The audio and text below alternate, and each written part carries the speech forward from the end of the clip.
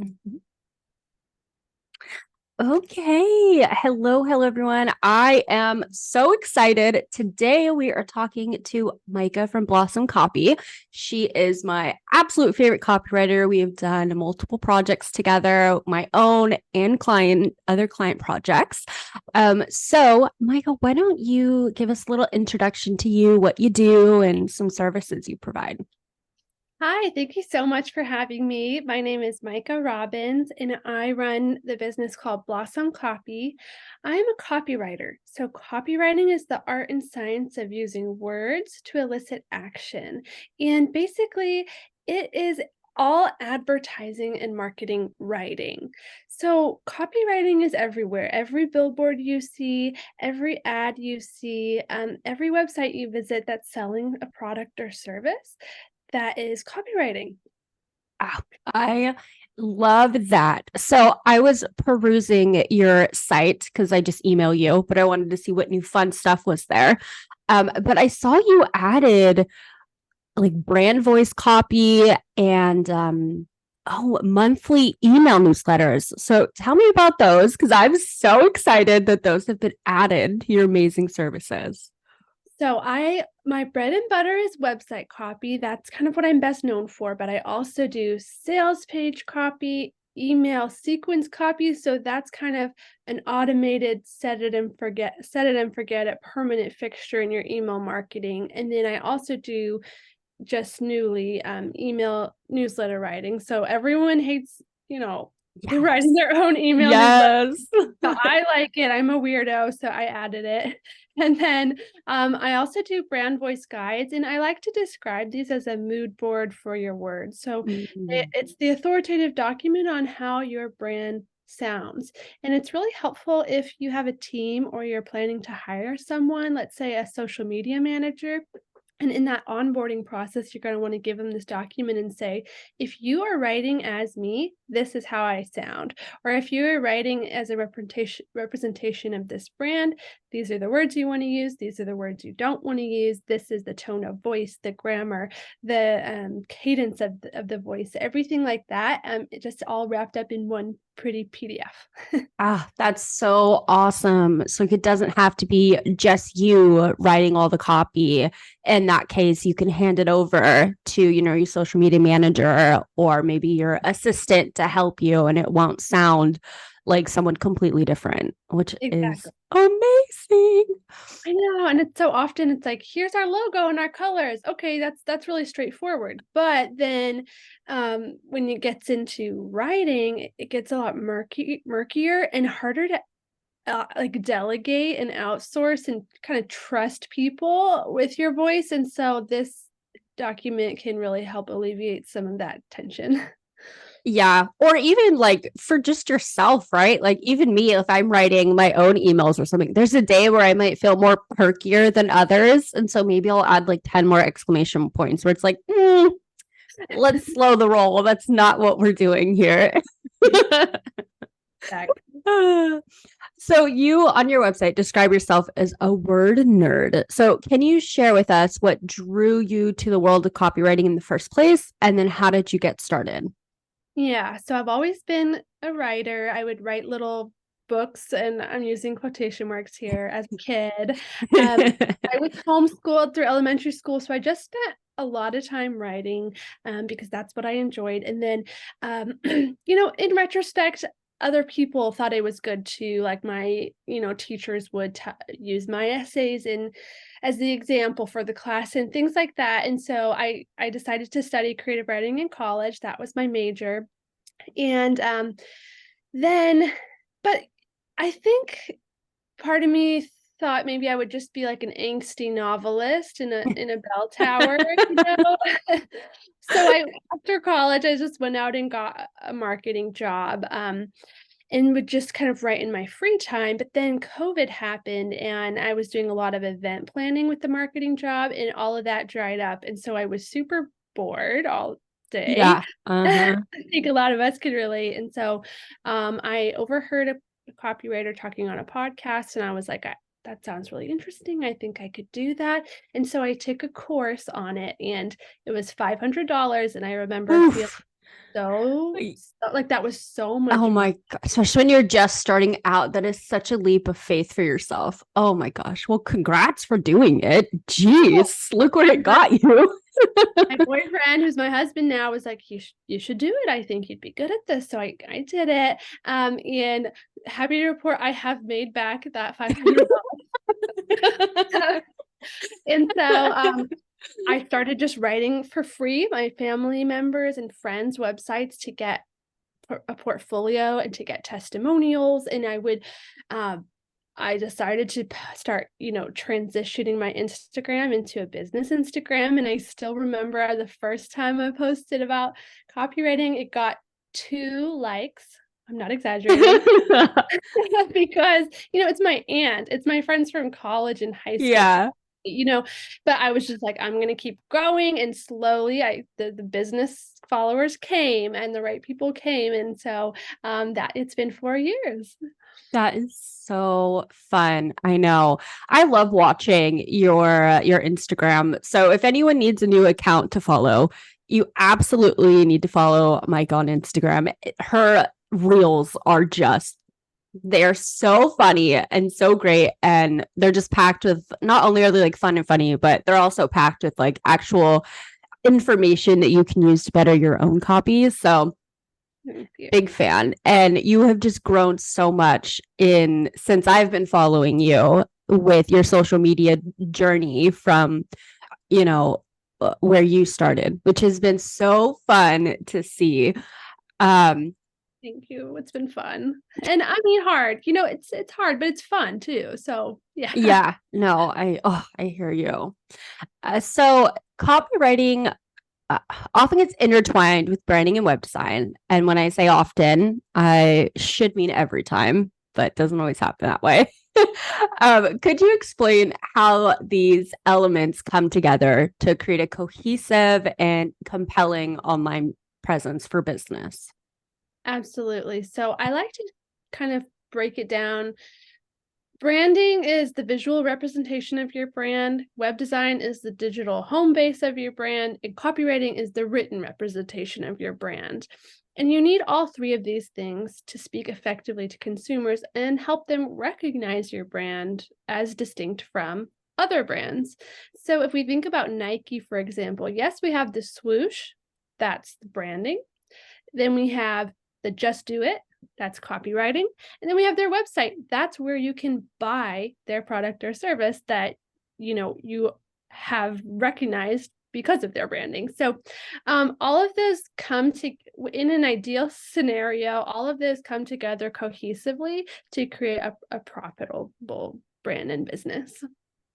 I love that. So you mentioned like cohesiveness through all of those elements, right? Can you elaborate on how copywriting helps in being cohesive with a brand's personality and values with its content?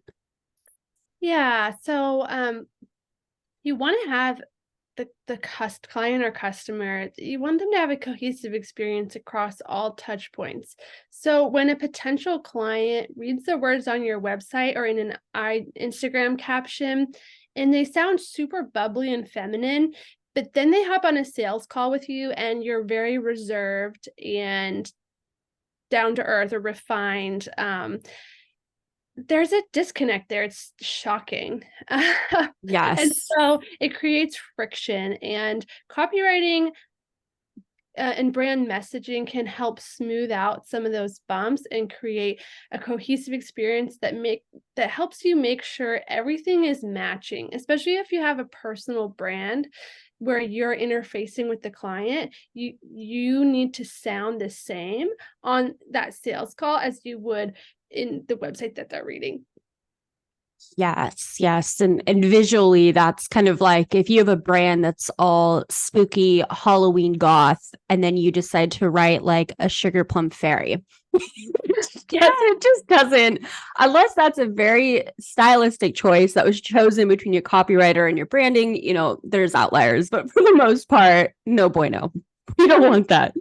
It's so true. And sometimes brand strategists can help with that, but a lot of times you actually need a copywriter to model it for you, to do it for you at least once or twice to show you how to take this goth logo that you just got designed and write in a way that matches that. And it's just a really unique skill set that takes Yeah. some time to learn as a business owner. And so having a copywriter can really help you down the right path. Yes, yes, and not go overboard, which is something you do beautifully. If someone, for me, example, I had a brand that I want it to be very nature-esque, right? And I use a lot of nature words. And you were able to take that thought and make sure that we didn't go over the deep end with all of the nature puns.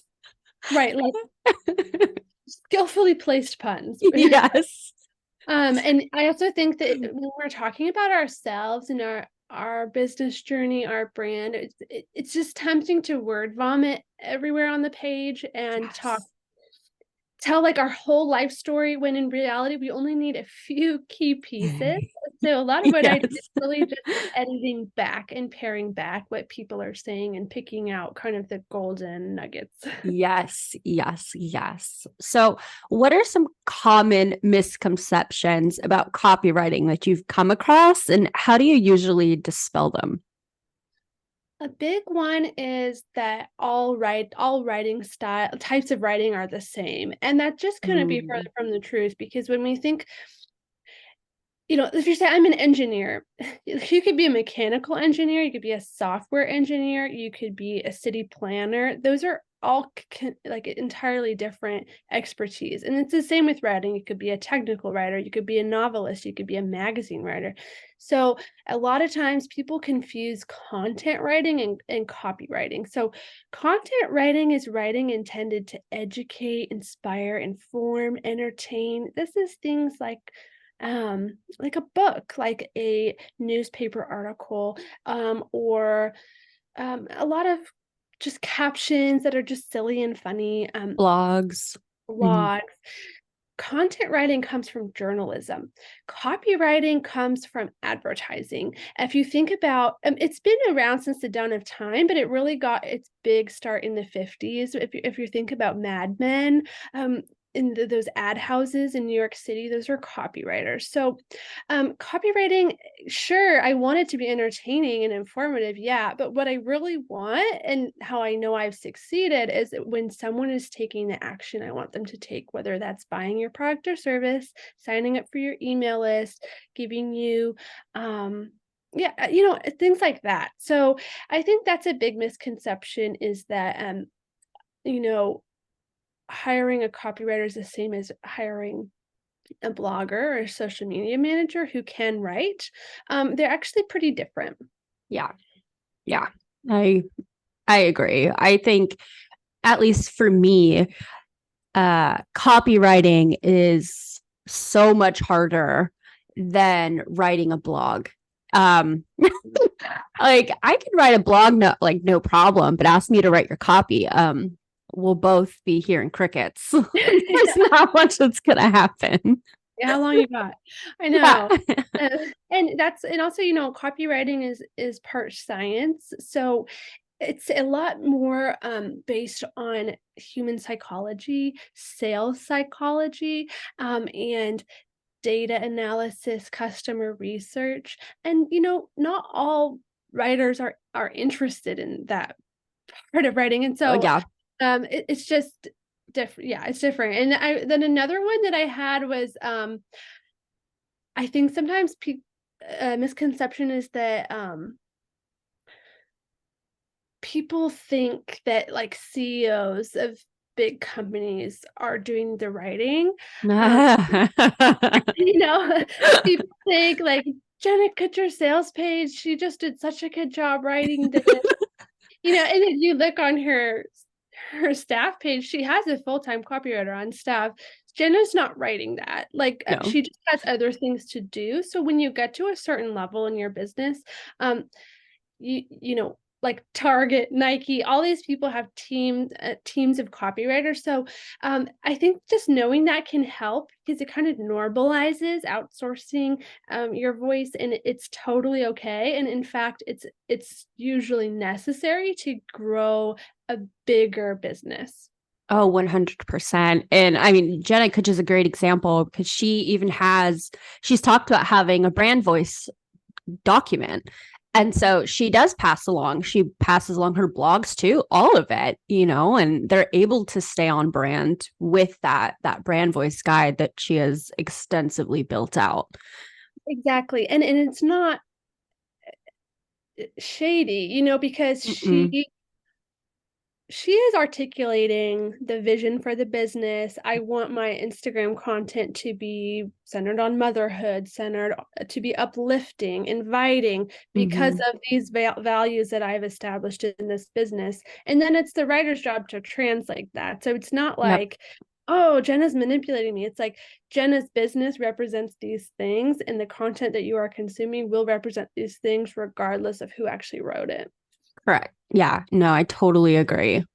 So small businesses tend to struggle with creating a unique brand identity, right? So how can effective copywriting contribute to setting them apart from competition, right? Because we have, the logos, the brand identity, the brand strategy, but when it comes to copywriting, how can they also use that to set them apart? Such a good question.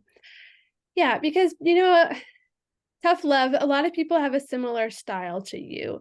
A lot of photographers also take light and airy photos. I'm like, I'm sorry to break your heart, but there's only so many poses out there.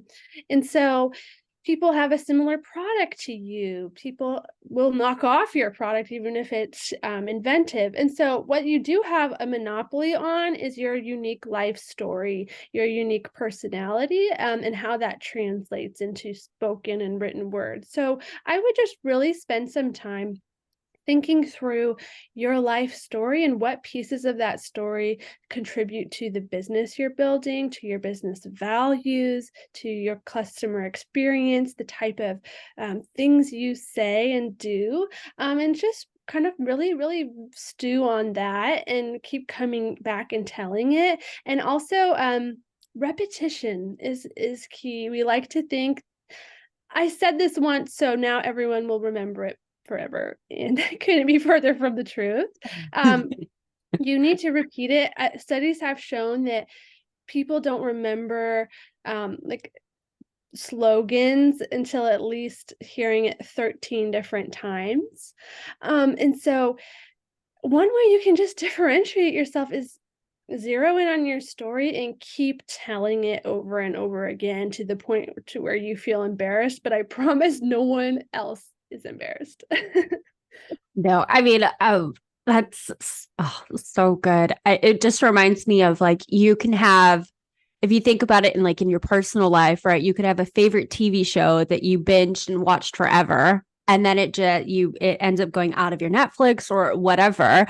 And then, 2 years later, Netflix will reshow it and you get all excited and love it again, right? It's like, it's the same thing. You just forget. And so don't be afraid to repost it. It's fine. They probably didn't see it the first 5 times. Like, it's okay to repost it for sure.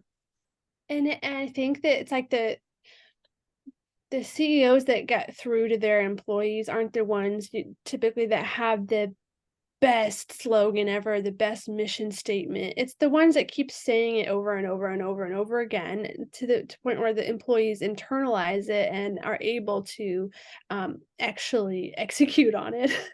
Consistency. Yes. Yes. Oh, I love consistency. It's my favorite. So this is something I'm really interested to get your take on regarding how copywriting can influence the layout and structure of websites to maximize its impact on visitors, right? And so I wrote this question because when I used to work at an agency, unnamed, the worker bees would fight with, and it's more a colorful conversation. But with the CEO, we needed copy first before we could design anything, right? And the CEO just didn't agree. And so it ended up causing us to redo work multiple times because we didn't get the layout once we received the copy back. And so in your world, from the copywriting side, what do you think when it influences the layout and the structure and things like that? I mean, it sounds like I would also have some colorful conversations. I'll put it that way. But typically in the copy and design world, it is known that copy comes first because it informs design, and that is in no way devaluing design. They are equally important, but because copy is the Latin word for written text. So because the text has to do with human thought, it needs a certain structure because of the way we read in the Western world, because of the way our eyes work. Let's say the designer designs a pamphlet and they only leave they use lorem ipsum, which is filler text, and they design it to where there's only room for one paragraph. And it has to be 10 pixel wide by 10 pixel wide paragraph. And then they say, okay, give me the copy. But the way that the message they're trying to convey requires 2 paragraphs because they're 2 separate thoughts. And it doesn't make sense in one paragraph. It's a run-on sentence. No one's going to read it. They're going to skim. They're going to miss info. It needs 2 paragraphs. And so that means the designer is going to have to go in and move things around to make it work, and they're going to be mad. And so if you can wait as a designer to get the exact right messaging, and then of course you can make little tweaks as needed, of course, but trying to get the exact right messaging will inform a layout that flows, that sounds incredible, that looks good, and that just makes sense for the product you're designing.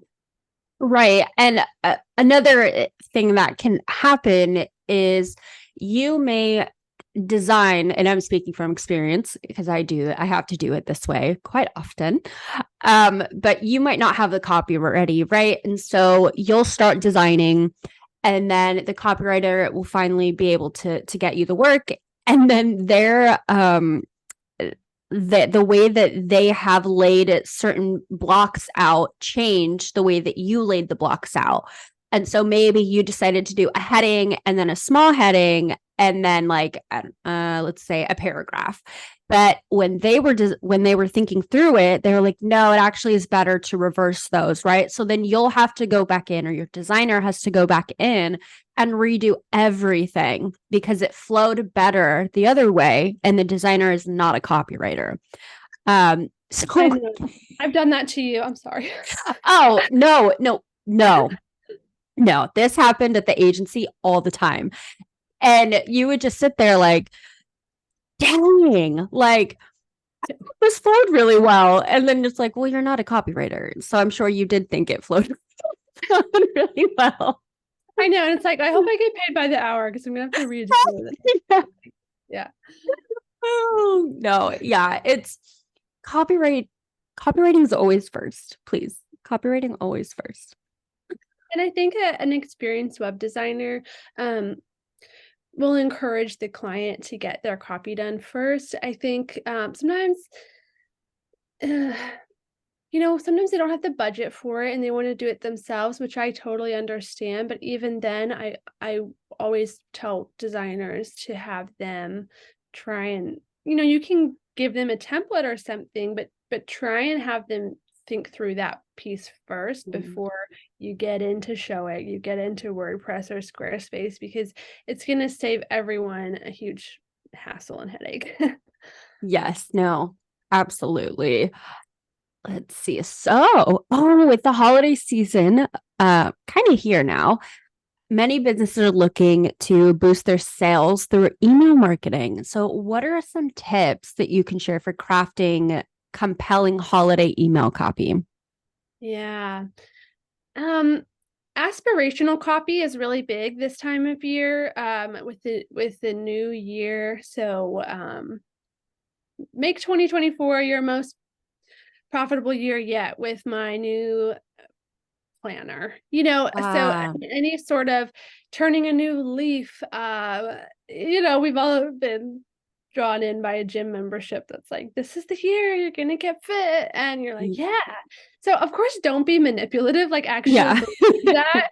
But aspirational copy is really effective, and people love to have goals. So if you can kind of lean into that and the benefits of buying your product or service right now, that is one tip I have. Another would just be that for every sales email you send, try to send at least one less salesy email while you're adding some free value. This could be like even linking to a blog post that you've written or a freebie that you threw together. Try totally cool to sell people. People love to buy things. We love, we're all on Amazon buying things all the time. So we need to buy things, but just also make sure that you're sending some really nurturing emails that show that you care about those people after the holiday season is over. Yes, totally.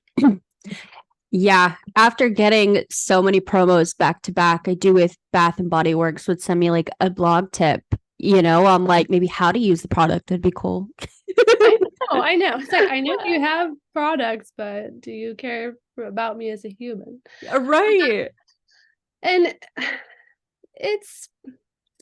I think there is a difference between really big brands that people are not looking for a ton of human-centered content because we don't know those people. But I'm assuming a lot of the people listening to this are small business owners, and really the reason people are on your email list is to hear your unique take on things, your voice, your kind of trajectory and story. So don't forget to really nurture them and show up as yourself and not just sell.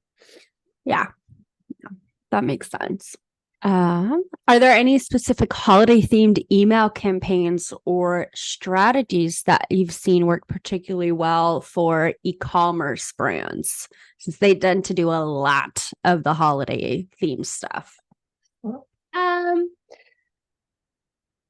I can't think of a specific one. I've unsubscribed from a lot of them. But I will say, if you're an e-commerce brand, make sure you have like all the tracking software you need so that you can see when someone is adding something to their cart but not checking out, that you can send a series of abandoned cart emails that follows up with them and prompts them to go ahead and buy it. Or you can also, if you are like, let's say launching,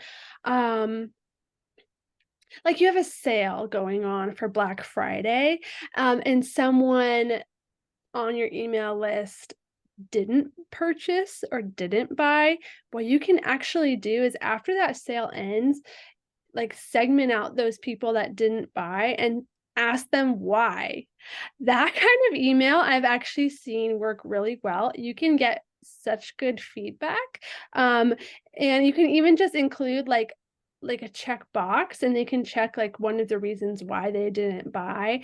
Not enough time, not cheap enough, too many emails, and then get some really good Too high of shipping.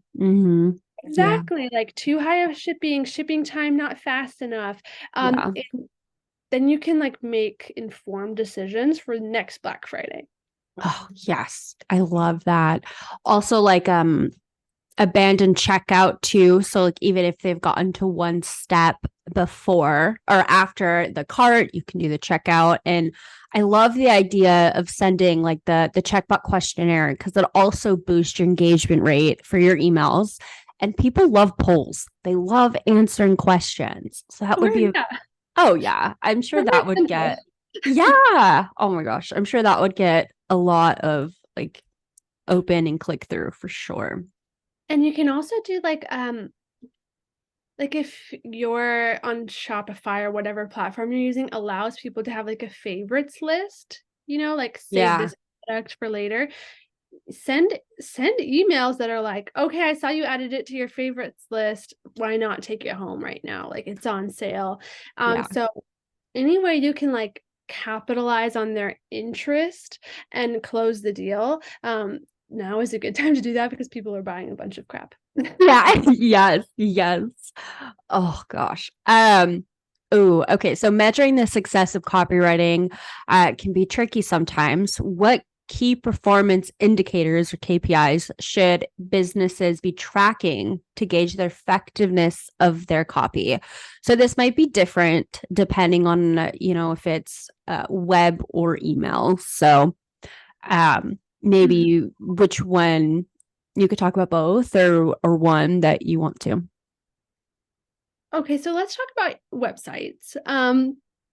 There's like soft markers and then harder markers. So a soft marker would be something like, do people tell you they love the way your site sounds on the inquiry form or in feedback? I've had clients that like launched the copy I wrote for them, and then, a few months later, I'll follow up and be like, how's it going? What results have you seen? And they're like, man, all the brides that booked me tell me they like love the way that I cuss on my website. Like, Yes. they wanted a photographer that has like a sailor's mouth like they do. Yes. And that is an indicator, that the copy is working. Another thing would be like, do you feel more professional and confident giving out your URL? If so, that's also a KPI, like, because you are such an important piece of the puzzle. Harder markers would be bounce rates. So if you can install things like Hotjar to kind of track how long are people staying on your website, which pages are they clicking on more than others. So tracking the bounce rate, tracking the conversion rate for your contact form or your email sign up form, click-through rates for an open rates like for email, but even like, do they get to the contact page? So are they clicking through the website in the way that you had envisioned? What's the word? Yeah. Um, and so those are something. And then just like, is your revenue up? Like, are you getting more inquiries? Good copy should be making you money, but typically it's going to take 3 to 6 months before you're going to see a big uptick. Okay. Oh, I love that. Hotjar is one of my favorite things to use for websites in general. I usually add them to like my own sites to start, and it's so interesting to see how you envision the customer journey, and then how sometimes that can change, showing you that you need to kind of redo some stuff. Hotjar is amazing.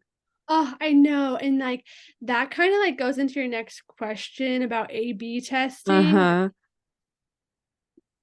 Hotjar is a great resource for like heat mapping and like Google Analytics and all that stuff. But like at the end of the day, copywriting is a science just as much as an art. And sometimes we get really attached to this one catchy headline that we came up with, and we're like, it's so good, it's so fun.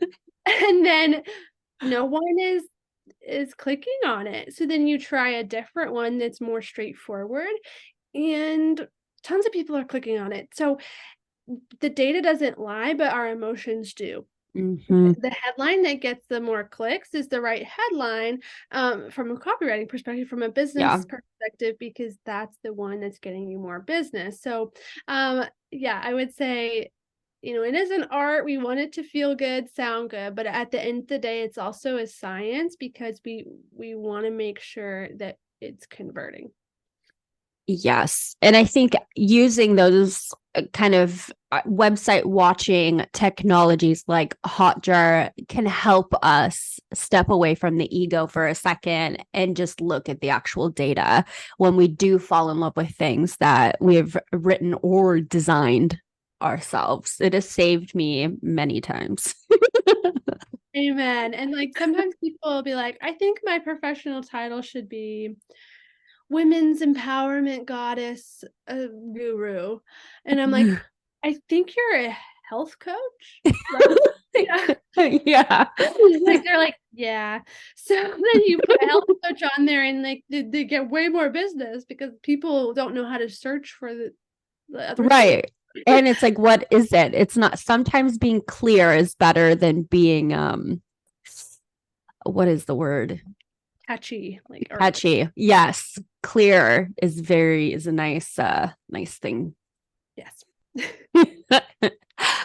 What are some of the most memorable and successful copywriting projects that you've worked on? And can you share some insights into what made them stand out for you? Yeah, one really fun one I did was it was called Baudonnell Lane Labradoodles, and it was a Labradoodle breeder. Oh, that's so cute. Honestly, Taylor, I'm not a dog person, but I almost like got a dog after this I project. almost got a labradoodle. Dogs are amazing. They're hypoallergenic. Like I know. I So learned so smart. much. So smart. Um, and she was just launching her business, and it had been a dream of her and her family's for years, and they finally like did it. And I was able to be a part of that through the copy and the website launch. And they are doing really, really well, are breeding tons of dogs, getting lots of business. So Oh, that was a really fun and kind of memorable one. And then I also, this one was unique. I actually wrote a lot of the smart file template copy for HoneyBook, oh, which that's is, amazing. yeah, which is a CRM that a lot of creative small business owners use. And so, my words live in that library and people can use them every day. So it's really fun. Oh, congratulations. That is such an amazing thing. I saw that they were a client on your website or brands that you've worked with. And I was like, she's just killing it. She's killing the game. That was a really fun one because I used it already, and so, like, Yeah. I wanna do this, of course. So For those just starting in the world of copywriting, whether that's professional or small business owners, what are some resources or tools you would recommend to help them? yeah, if you are trying to write for your own business, so you don't want to be a copywriter, but you need some copywriting help, I would say you can check out my site. I have plenty of free templates on there, resources. You can also check out Ashlyn Carter's website. It's ashlynwrites.com, and she has a ton of great resources. And then the book Story Brand is Oh, so Donald Miller. good. I mean, it's a classic. It's so Yes. good. It's gonna teach you how do you think about talking and writing about your business. And then honestly, if you want to become a copywriter, you could check out Copy Posse, which is run by a woman named Alex Cantoni, and she has like courses and stuff for how to become a copywriter. And then honestly, like I would also just say read everything. Open your eyes to copywriting. You will see it everywhere. Read the words on your breakfast cereal box. Read the words on the billboard next to your house. You will see what is it about certain things that compels me to buy and what doesn't. Yeah. Yeah. Oh, I love that. So, this is my favorite question. It's a little spicy, so I'll answer as well, just because I love it. What is your favorite industry to write for and your least favorite? Oh, it's hard to choose a favorite because I really do love so many, but I really enjoy writing for wedding pros. Like there's just love is fun to write about, you know. Yeah. Yeah. I love love.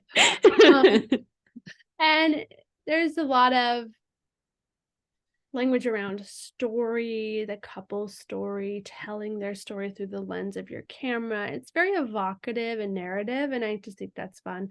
What an industry I don't love writing for is like tech. Like Yeah. I Yeah. really one like I tried to write for like God, it was like a software company and they Uh-huh. did like scrums and like Yeah. I can't even describe.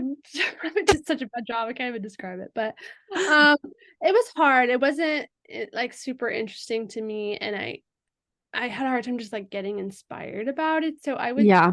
I don't know if that's a spicy enough answer for you, but yeah. No, that's perfect. I mean, yeah, tech can be boring. No offense. But especially when we're creative, like we tend to target more creative businesses. Tech is not one of them. About you? So my favorite industry right now, and it sometimes it changes, but right now it's bakeries. I am obsessed. All like I even do mock-ups of like bakery designs when I'm not working on a project just because like I just love them. And there's so much fun stuff you can do with them because they have so many, like from flour to sugar to like frosting. There's just so many elements that you can use to create really cool designs. That's my favorite right now. Okay, if you ever get a project for a bakery, please Yes. then hire me because I would love to do that. Absolutely. Yes. And then my least favorite is actually photographers. Um, which the reason is we tend to work differently. And what makes them amazing at what they do, which is like, attention to detail, tends to make them, in my experience, not the best clients. Where I end up charging them like a photography fee on top of like a normal rate, just because they tend to be a little picky for me. More revisions than the average client. Yep. I mean, they're lovely, and again, like what they do, they're amazing at what they do, but that translates over into being tends to be a little picky. And so yeah, it's not my favorite. I don't tend to do them often anymore. It's very like what is that? It's like very, very strange circumstances where I do take on photographer clients. They have to be very vetted. No, that makes so much sense to me though, because actually photographers typically have like the least amount of edits for me because they're not as good with words, but they're extremely Visual. visually. Very visual. So they're like, thank you. But then I can see them being like, well, actually, like this needs to move 1 pixel. yeah, exactly. Yes. Yeah, I totally forget. Yeah. Like the fact that them being for visual things, not the best, but for writing, that must be phenomenal. Yeah, but then other people that maybe their job involves more writing, they're pickier. Oh, yeah, like technical writers could probably be a challenge. Or author. Like I wrote an author's website once. Uh-huh. There's a lot of revisions because they have their vision too. Yep. Yeah. Oh my gosh, that's so funny. Well, if you are a photographer out there, I would say there are designers that specifically specialize in photographers and they love your attention to detail.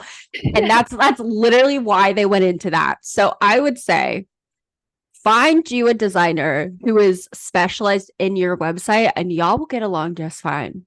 No problems. We love you, photographers.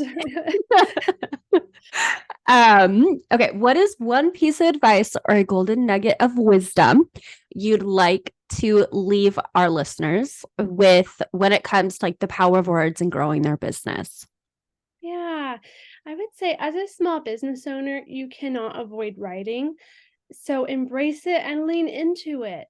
You will not regret investing in yourself as a writer or hiring a professional writer to help you. Writing is the bedrock of communication in our society. And so if you are starting a business, you will be writing a lot. Yes. I know. It's like one of those things where it's like, I just wanted to bake cookies and now I'm here, social media manager, a web designer, a copywriter. It's like, yes, this is the life we chose. It is. And one day, just maybe you'll be Jenna Kutcher and you will hire someone like me full time. Yes, But that yes. might be a little ways off. So in the meantime, read up on it, do your homework, and get, sharpen those skills because they will come in handy. Yes, yes.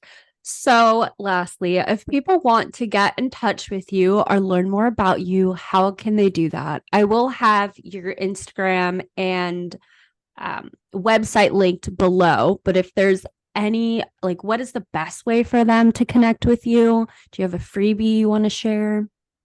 Yeah, so definitely website and Instagram are my main things. My email is listed on my website if you need something other than like what my inquiry form has on there. And then also you can message me on Instagram if you have questions. I have some really fun freebies on my site, but the main one I would just promote is like my brand voice quiz. Okay. It's really fun. It takes like 2 minutes and it will send you like your results in a list of like a list of a word bank with words and phrases that your brand Oh, archetype. I love that. Oh, I'm totally taking that when we get off. I'm So so excited. I think mine is like the socialite or something, which is fun. Ah, that's cute. So just check that out. Yeah, it's on my site and hopefully it'll help you and be fun. Yay. Okay. Well, that is all for today. Thanks everyone for tuning in to the Gray Area Design podcast. And we are leaving with Micah Robbins as the owner of Blossom Copy. And I hope everyone has a great day. Talk to you all later. Bye.